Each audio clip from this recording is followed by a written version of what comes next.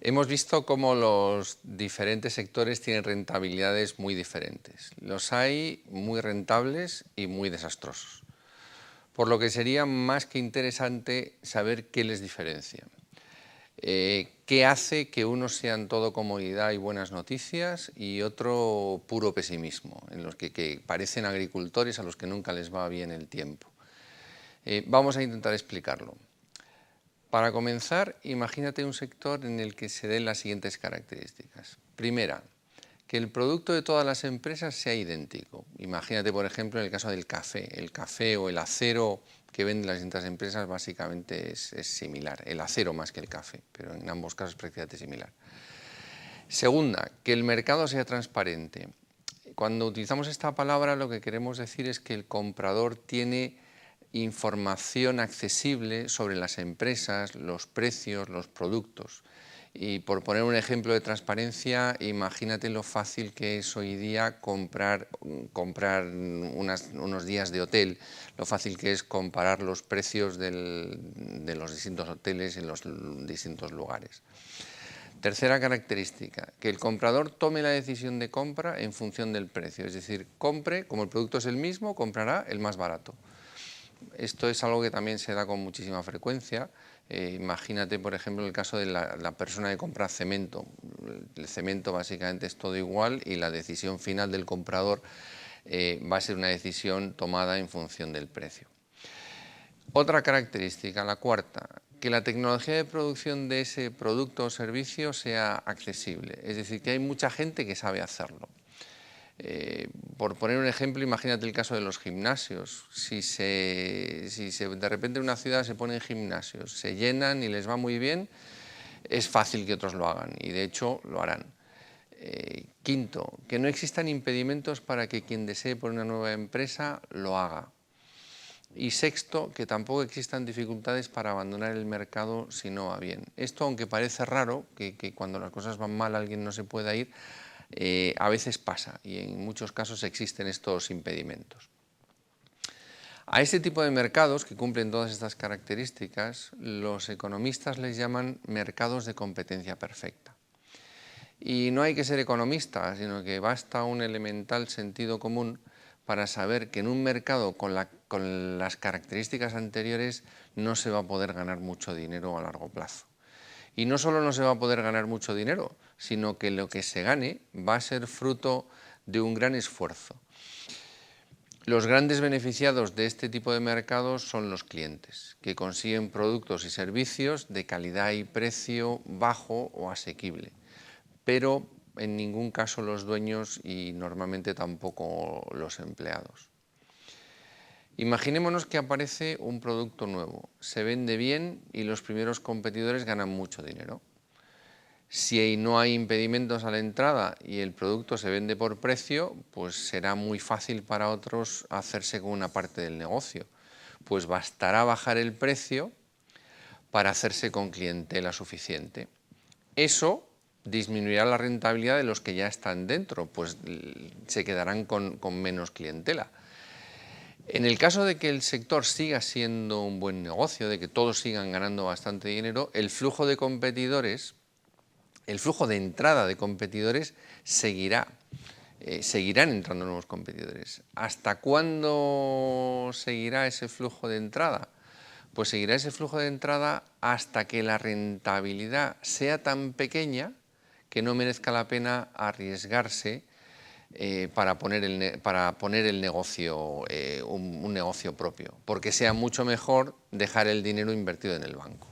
Ese es el punto en el que ya no va a entrar ningún nuevo competidor, pero es un punto en el que prácticamente todos los que están ganando muy poco dinero.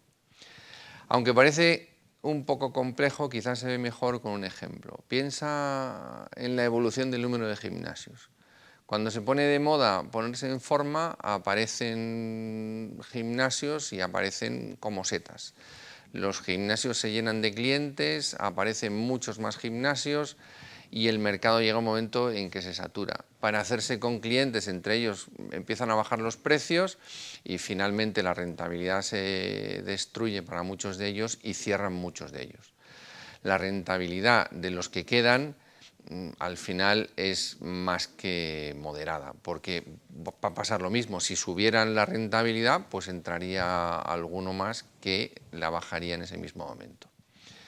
Esto es como el infierno de los negocios, es decir, es un lugar donde nadie quiere estar. Pero a veces pues las cosas son así y habrá que ver cómo manejarnos en ese infierno. Pero si este es el infierno, ¿dónde está el paraíso de los negocios? La respuesta a esta pregunta es mucho más sencilla que llevar a un negocio a ese paraíso.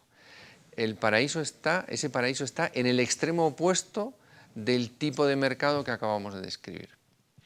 De alguna manera podríamos decir que cuanto más alejado esté nuestro negocio de una de esas características, mayor será la rentabilidad de ese negocio a largo plazo. Y si de eso se trataba la estrategia, como decíamos en un vídeo anteriormente, entonces podríamos definir la estrategia de un modo sencillo como alejarnos todo lo posible de un negocio con las características descritas al principio de este vídeo.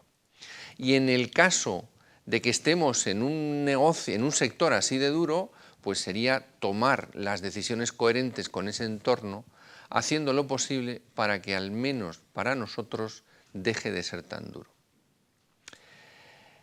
Ese alejamiento de un mercado de competencia perfecta se dará en cualquier sector con limitaciones a la competencia, como en el caso de un producto que sea apreciado como distinto, como diferente, como especial por un cliente. Por ejemplo, unos Manolos, los famosos zapatos de Manuel Blahnik.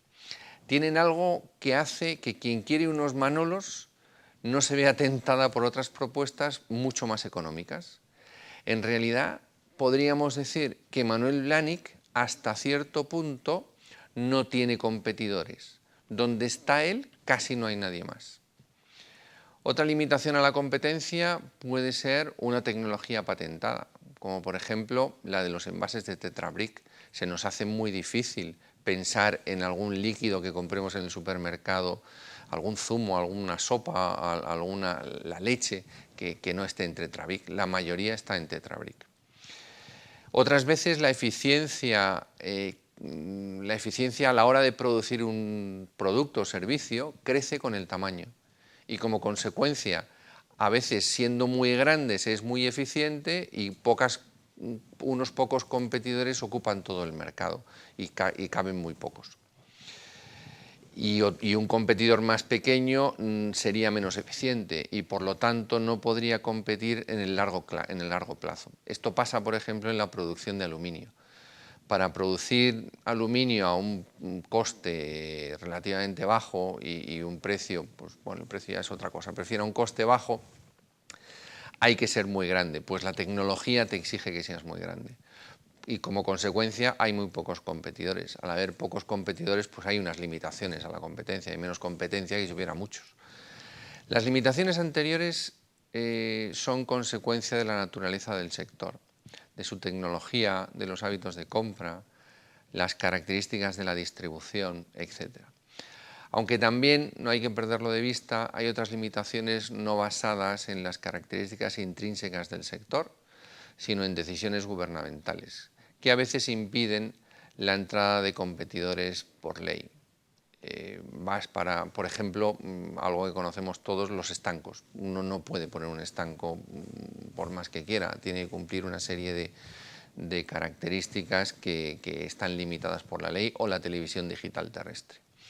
El que el gobierno a veces pueda limitar la competencia es una de las cosas que hace que mucha gente quiera hacer negocios alrededor de los ministerios y en los despachos oficiales. Como acabamos de ver, hay muchos factores que pueden limitar la competencia real entre las compañías de un sector. Esos factores son los que las compañías deben aprovechar para obtener una buena rentabilidad a largo plazo.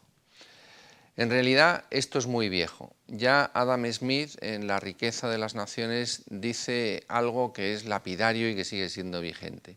El interés de los comerciantes es expandir el mercado y reducir la competencia. De eso se trata.